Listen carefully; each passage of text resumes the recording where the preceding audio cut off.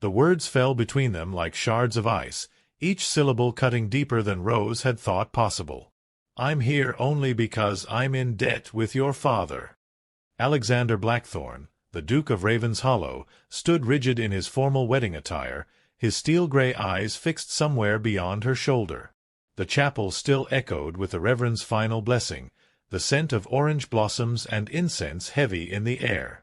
Rose's hands trembled as she clutched her bouquet of white roses, chosen, she now realized with bitter irony, for their supposed symbolism of new beginnings and pure love. The guests had already begun filing out, their whispered conversations and rustling silks fading into the distance. Rose could hear her father's booming laugh as he accepted congratulations, no doubt celebrating what he considered a brilliant business transaction. For that's all this was, wasn't it? A transaction. A settlement of accounts. "Your Grace," Rose managed, her voice barely above a whisper. She had practiced addressing him properly for weeks, but now the title felt foreign on her tongue. "I understand." Alexander's jaw tightened almost imperceptibly. He was a man of 32, tall and imposing, with dark hair that caught the afternoon light streaming through the stained glass windows. His reputation preceded him. The Cold Duke, they called him in London's drawing-rooms.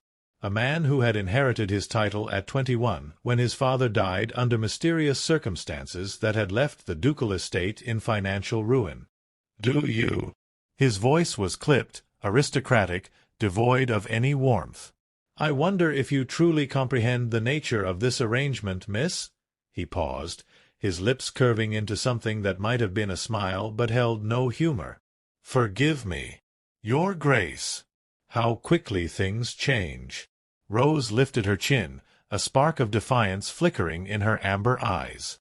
She was 24, considered by many to be on the shelf, though her beauty had never been in question. Auburn hair that caught fire in sunlight, a figure that drew admiring glances even in the most modest of gowns, and an intelligence that made her father's friends uncomfortable at dinner parties. "I comprehend perfectly well, Your Grace," she replied, matching his formal tone. "My father's business dealings have created a situation that required resolution. I am that resolution." For the first time since the ceremony began, Alexander looked directly at her. Something flickered across his features, surprise, perhaps, or a grudging respect. "Your father," he said slowly, "cost my family everything through his manipulations in the railway investments. My father trusted him as a friend, invested nearly the entire estate's liquid assets based on his assurances. When those investments failed, rather conveniently for your father, who had already withdrawn his own funds, the Blackthorne legacy was reduced to a title and crumbling properties." Rose felt the blood drain from her face. She had known there were debts, had known this marriage was her father's solution to some financial difficulty, but the full scope of the betrayal was news to her. I didn't know the details." "Of course you didn't." Alexander's tone softened slightly, though his posture remained rigid. "You were merely the currency used to settle the debt. A valuable commodity, to be sure, but a commodity nonetheless." The chapel had grown quiet around them, dust motes dancing in the colored light. Rose's wedding dress, a creation of ivory silk and Belgian lace that had taken months to complete, suddenly felt like a shroud. She had dreamed of this day since childhood, had imagined herself radiant with joy, beloved by a man who would cherish her. Instead, she found herself bound to a stranger who viewed her as payment for her father's sins. "If you despise me so thoroughly," she said quietly, "why agree to this arrangement at all? Surely there were other ways to resolve the debt." Alexander turned away from her, his hands clasped behind his back as he gazed up at the altar. "Your father holds more than monetary debt over my head, Your Grace. He possesses certain documents that could destroy what remains of my family's reputation. The marriage was his price for their return, along with enough capital to restore the estate's immediate financial stability." "Blackmail," Rose breathed. "Indeed." His voice was bitter. "Your father is a man of many talents, it seems." business acumen, social manipulation, and now extortion. You must be very proud. Rose's temper flared. How dare you? I am not responsible for my father's actions, and I'll not stand here and be insulted for crimes I didn't commit. Alexander turned back to her, and for a moment she saw something raw in his expression. Pain, anger, and something that might have been regret. "You're right," he said after a long pause. "You are as much a victim of his machinations as I am. Perhaps more so. You, at least, had no choice in the matter. Didn't you?"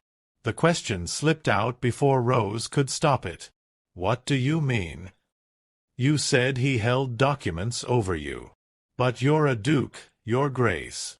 Surely you have resources, connections. You could have fought him." Alexander's laugh was harsh. "And expose my family to scandal? Ruin what little is left of the Blackthorn name? Those documents, they concern my father's death. Your father was present that night, and his version of events could see me tried for murder."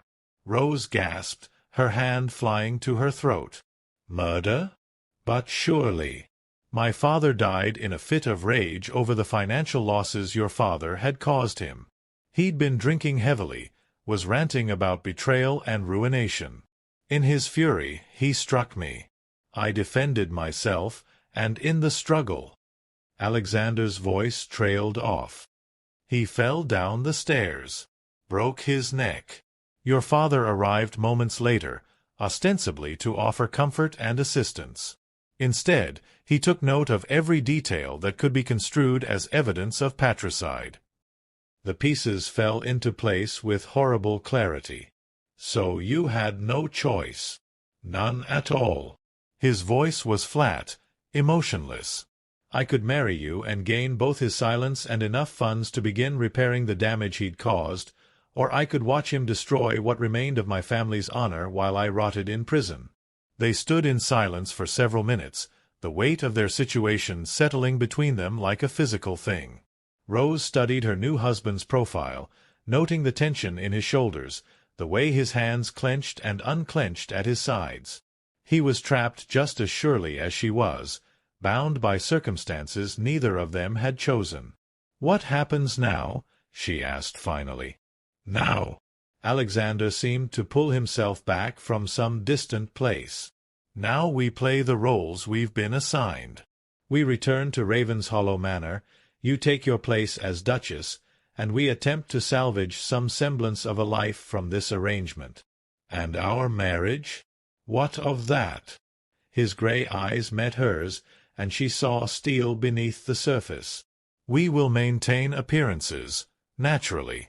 The world must believe this is a love match, or your father's investment in our union loses its value. But beyond that—" He shrugged. "I require an heir, eventually. You require security and social standing. Perhaps we can find some accommodation that serves both our needs without pretending to emotions neither of us possesses." Rose felt something wither inside her chest. She had not expected love, had known from the beginning this was a business arrangement, but his cold, practical approach to their future struck her like a physical blow. "I see. I hope you do." Alexander offered her his arm, the gesture perfectly proper and completely impersonal. "Shall we? Our guests will be expecting us at the wedding breakfast, and disappointment so early in our marriage would reflect poorly on us both." Rose placed her hand on his arm, feeling the solid strength beneath the fine wool of his coat. As they walked toward the chapel doors, she caught sight of her reflection in a brass plaque on the wall. Her face was pale but composed, her posture erect despite the turmoil in her heart. She looked every inch the Duchess she had just become. The wedding breakfast was a blur of congratulations and well wishes from guests who seemed genuinely pleased by the union. Rose smiled and nodded at appropriate intervals, accepted kisses on her cheeks from her new husband's distant relatives, and listened to speech after speech celebrating the joining of two great families. Her father, Lord Pemberton, held court near the head table, his round face flushed with wine and satisfaction. He had dressed carefully for the occasion in his finest evening wear, his sparse hair oiled and combed to disguise its thinning. Watching him now, Rose saw him as if for the first time, not as the indulgent father who had given her every luxury, but as the calculating businessman who had sold her to settle his own accounts. "He seems quite pleased with himself," Alexander murmured beside her, following her gaze. "He's gotten everything he wanted," Rose replied quietly. "A duke for a son-in-law, social elevation for our family name, and apparently the solution to some rather serious legal difficulties." "And you? Have you gotten what you wanted?" Rose turned to study his profile. "I'm not certain I knew what I wanted until it was too late to have it." "Which was?" "To matter to someone. To be chosen rather than simply acquired." She felt heat rise in her cheeks at the admission, but pressed on. "Perhaps that sounds foolishly romantic to you." Alexander was quiet for so long she thought he wouldn't respond. When he did, his voice was softer than she'd yet heard it. "It doesn't sound foolish at all. It sounds human." Before Rose could respond, her father appeared at her elbow, his face beaming with wine-fueled joviality.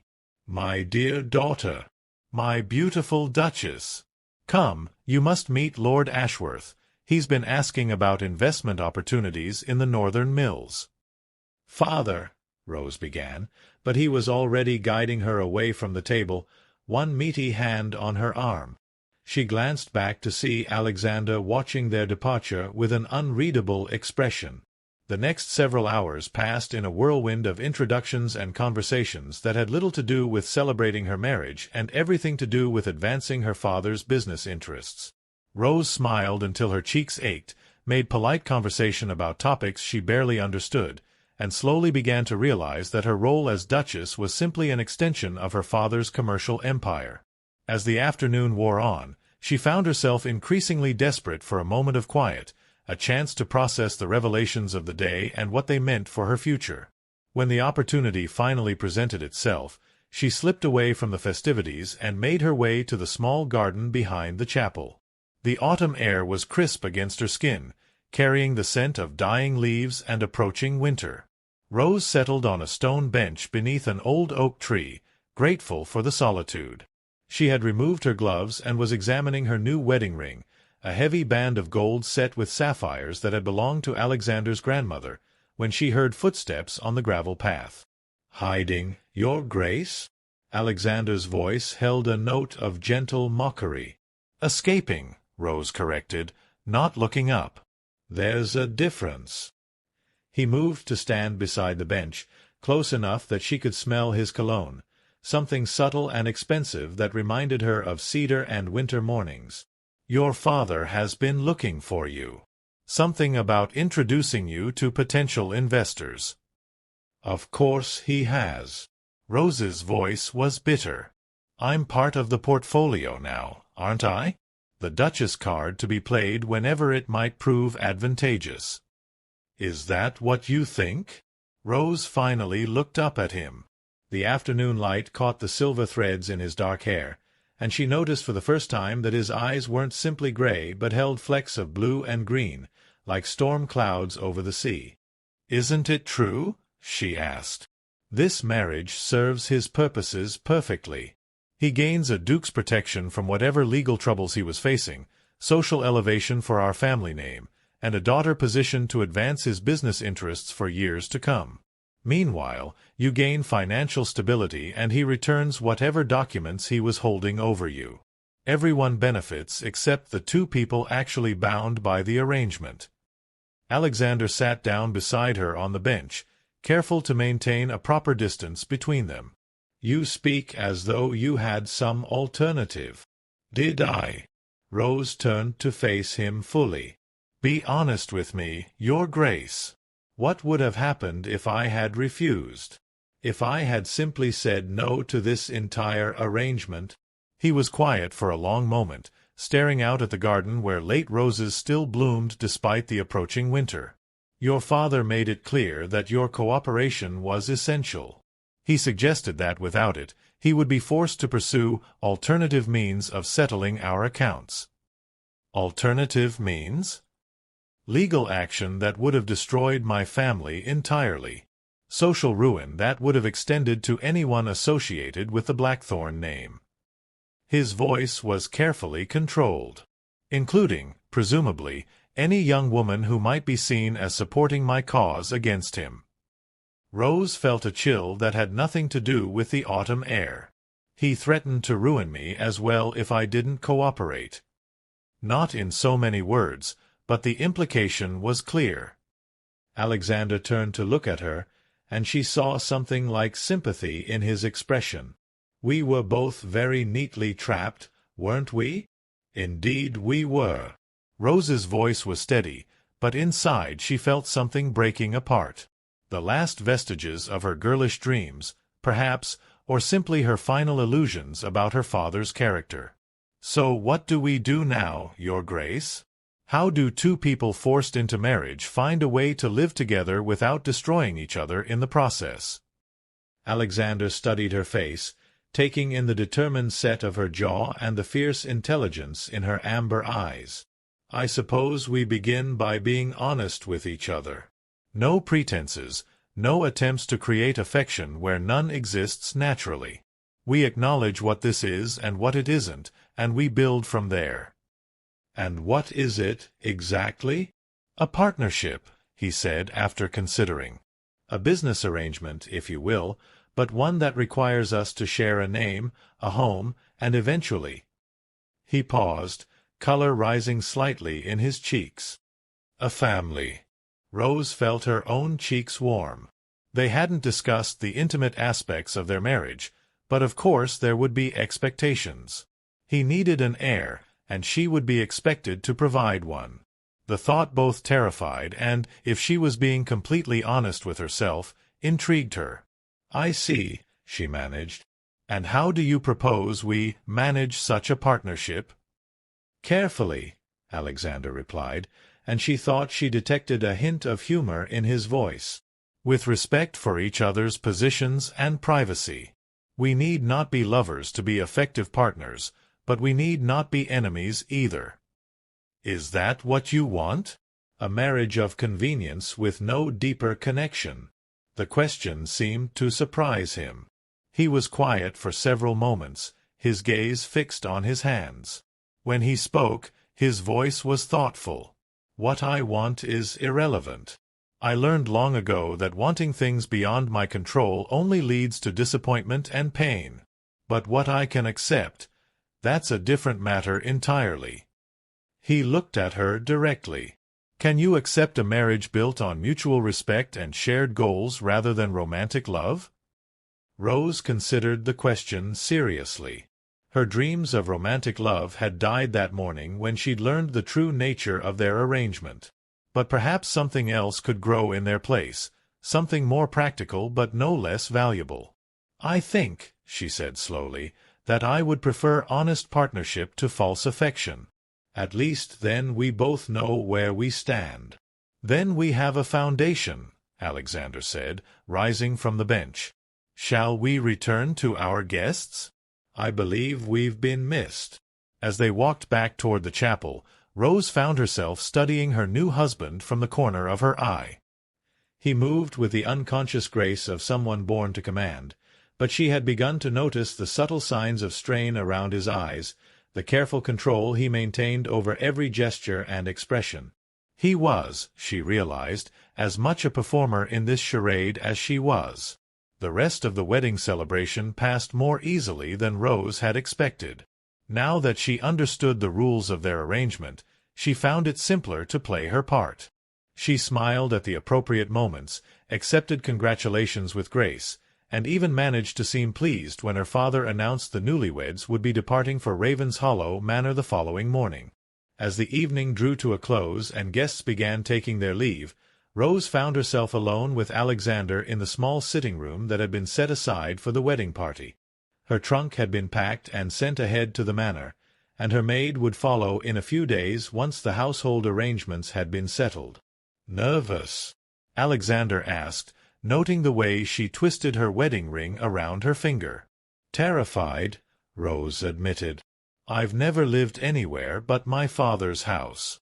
I don't know what's expected of me as a duchess, and I certainly don't know how to manage a household the size of Ravenshollow Manor. You'll learn, he said with more confidence than she felt. The staff is experienced, and Mrs. Whitmore, the housekeeper, has been with the family for 30 years.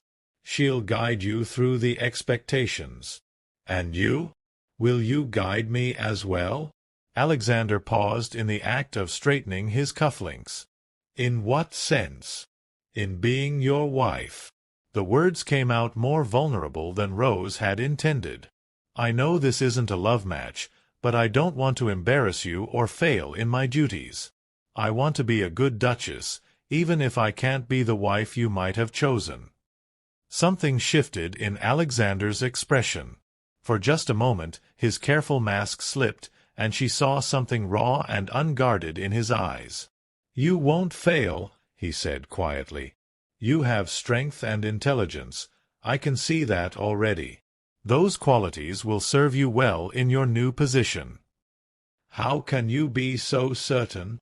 Because, he said, moving closer until he stood directly in front of her, you've already survived your father's machinations with your dignity intact.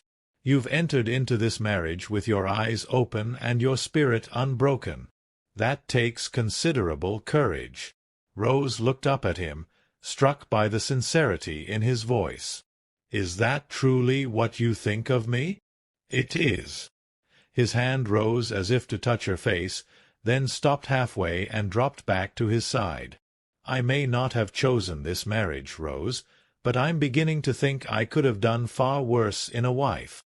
The use of her first name sent a strange warmth through her chest. It was the first time he'd addressed her with any intimacy, and the effect was more powerful than she'd expected. Alexander, she said, testing his name on her tongue. May I call you that? When we're private. I would prefer it, he replied. We'll have enough formality to maintain in public. A soft knock at the door interrupted them, and Rose's maid entered to announce that the carriage was ready for their departure. The ride to the inn where they would spend their wedding night was conducted mostly in silence, both of them lost in their own thoughts. The inn was a respectable establishment that catered to the nobility, with comfortable rooms and discreet service. Alexander had reserved a suite with separate bedrooms connected by a sitting-room, an arrangement that Rose found both relieving and oddly disappointing. "Good night, Rose," Alexander said as they stood awkwardly in the sitting-room, the reality of their wedding night settling between them like a physical barrier. "Good night," she replied, then hesitated. "Alexander? Thank you." "For what?" "For being honest with me today. For treating me as a partner rather than simply an obligation. It means more than you might realize." He studied her face in the lamplight, and she thought she saw something kindle in his expression. "You're welcome. Sleep well." Rose retired to her room, where her nightgown had been laid out and a fire crackled in the grate. As her maid helped her out of her wedding dress, she caught sight of herself in the mirror. Hair mussed from the day's activities, cheeks flushed with wine and emotion, eyes bright with unshed tears she couldn't quite explain. She looked, she realized, like a woman on the threshold of a new life. Not the life she had dreamed of, perhaps, but a life nonetheless. And if she was very careful, very brave, and very honest, perhaps it could become something worth having after all. As she settled into the unfamiliar bed, Rose found herself thinking not about the father who had sold her or the dreams that had died that day, but about the man sleeping in the next room. Alexander Blackthorne was not the husband she had imagined, but he had shown her kindness and respect when he could have offered neither. He had been honest about their circumstances when he could have maintained comfortable lies. Perhaps it wasn't love, but it was something. And perhaps, Rose thought as she drifted toward sleep, something was enough to build on. The next morning dawned gray and misty, appropriate weather for traveling to a new life. Rose dressed carefully in a traveling gown of deep blue wool, pinning her hair into a style that would withstand the long carriage ride ahead. When she joined Alexander for breakfast, she found him studying a stack of correspondence with a frown. "Estate business?" she asked, settling across from him at the small table. "Among other things." He folded the letters and set them aside. "How did you sleep?" "Well enough, considering." Rose accepted a cup of tea from the serving girl. "And you?" "The same." He studied her over his own cup. "Are you ready for Raven's Hollow?" Rose considered the question seriously. Was she ready to take on the role of Duchess? Ready to manage a household she'd never seen? Ready to build a life with a man who was little more than a stranger? "No," she said finally. "But I don't suppose readiness is required." Alexander's lips curved into what might have been the beginning of a smile. "A practical attitude. It will serve you well." The journey to Ravenshollow Manor took most of the day, traveling through countryside that grew progressively more wild and beautiful as they moved away from London. Alexander proved to be a knowledgeable guide, pointing out landmarks and telling her stories about the history of the region. Rose found herself genuinely interested in his tales of ancient battles and forgotten castles, and she began to understand something of his deep connection to the land. As the afternoon wore on, their conversation became easier, more natural. They discussed books they had read, places they had traveled, and opinions on everything from politics to philosophy. Rose discovered that Alexander possessed a sharp wit and a surprisingly liberal outlook on many social issues. He, in turn, seemed intrigued by her intelligence and her forthright manner of speaking. "Most ladies of my acquaintance would not express such strong opinions about women's education," he observed after she had delivered a particularly passionate defense of female scholarship. "Most ladies of your acquaintance were probably raised to be ornamental," Rose replied. "My father, whatever his faults, believed in educating his daughter. He said I would need to be able to hold my own in conversation with his business associates." "Another tool in his commercial arsenal?" "Exactly." Rose's voice held a note of bitterness. "Though I must admit, I'm grateful for the education, regardless of his motives." "As am I," Alexander said quietly. "I would far rather have an intelligent wife than a merely decorative one." The comment sent an unexpected warmth through Rose's chest. It wasn't a declaration of affection, but it was something, an acknowledgment that he saw her as more than simply an obligation he'd been forced to accept.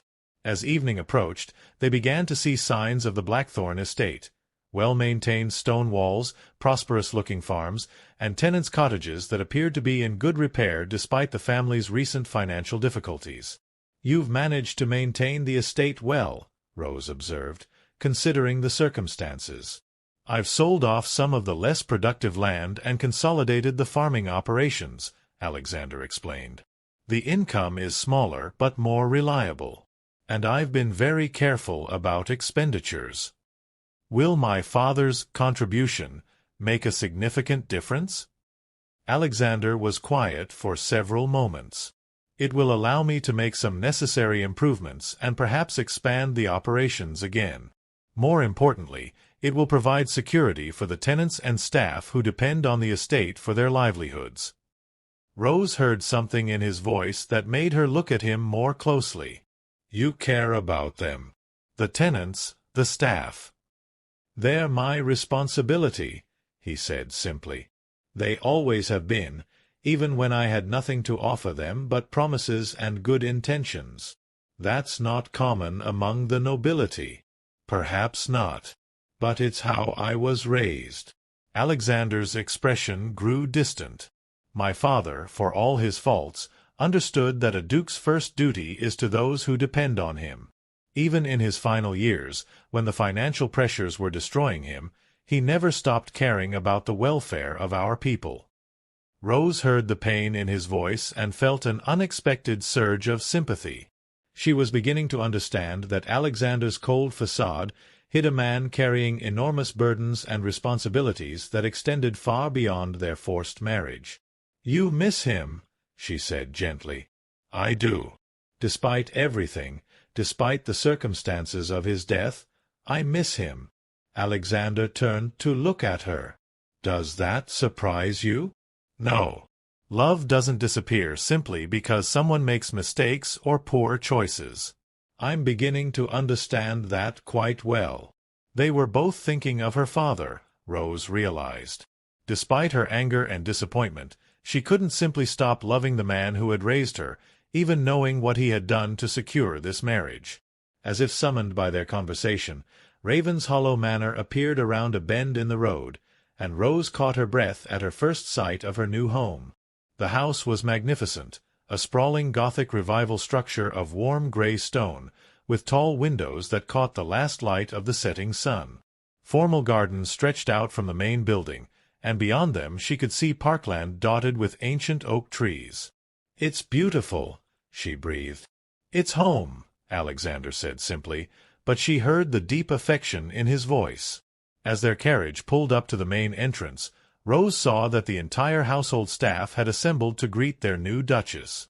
Footmen in livery lined the steps, while an imposing woman who could only be Mrs. Whitmore stood at their head, her keys of office gleaming at her waist. "Are you ready?" Alexander asked, offering her his arm. Rose took a deep breath, straightening her shoulders and lifting her chin.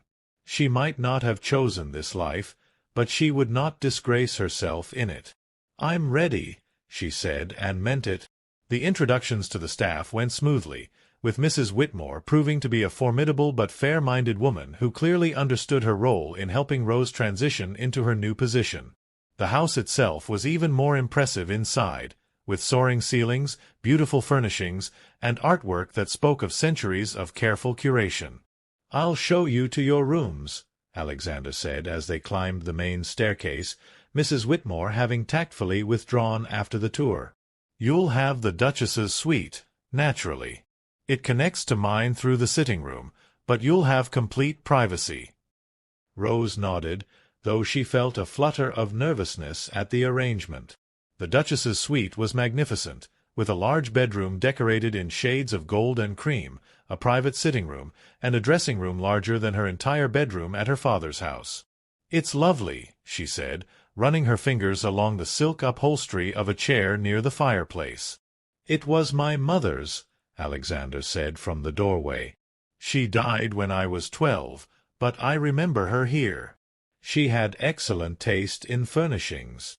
I'm honored to use her rooms." Alexander seemed to wrestle with something, then stepped fully into the room. "Rose, about tonight." She felt heat rise in her cheeks. "Yes. I don't wish to pressure you. This marriage may have been forced upon us both, but I won't force intimacy before you're ready for it." Rose turned to face him fully, studying his expression. She saw sincerity there, and something that might have been vulnerability. "Thank you," she said quietly. "That means a great deal to me." "We have time," Alexander continued, "to become comfortable with each other, to build trust. When and if you're ready for more, you need only say so." Rose felt something shift inside her chest, a loosening of tension she hadn't realized she was carrying. "And if you're ready before I am? Then I'll wait," he said simply. "I've had to exercise patience in many areas of my life recently. I can manage it in this as well." After Alexander left her to settle in, Rose stood at the window of her new bedroom, looking out over the parkland where shadows were lengthening in the twilight. She thought about the day that had begun with her marriage to a stranger and ended with her standing in rooms that had belonged to his mother, wearing the title of Duchess and carrying the weight of expectations she barely understood. But she also thought about the man she had married, not the cold duke of reputation, but the complicated, burdened, surprisingly honorable person she was beginning to glimpse beneath his careful facade. He had been honest with her when he could have been cruel, patient when he could have been demanding, respectful when he could have simply taken what society said was his right.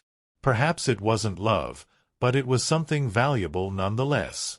Something that could, with care and time and mutual effort, grow into something resembling contentment. As Rose prepared for bed in her new room, aided by a maid who clearly understood the household's routines far better than she did, She found herself thinking not about what she had lost in this marriage, but about what she might yet gain. A home, a position, a partnership with a man who seemed determined to treat her fairly despite the circumstances that had brought them together. It wasn't the romantic dream she had once cherished, but it was real, and it was hers. And as she settled into the Duchess's bed for the first time, Rose allowed herself to hope that it might, in time, become enough. Outside her windows, Ravenshollow Manor settled into its evening quiet, a centuries-old house welcoming its newest mistress with a patient acceptance of stone and timber that had weathered far greater storms than one forced marriage between two lonely souls seeking something better than mere survival. The story of the Duke and Duchess of Ravenshollow had begun not with love, but with honesty and respect. Perhaps, given time and patience and the kind of careful tending that could nurture even the most unlikely gardens, that would prove to be foundation enough for something truly worthwhile to grow.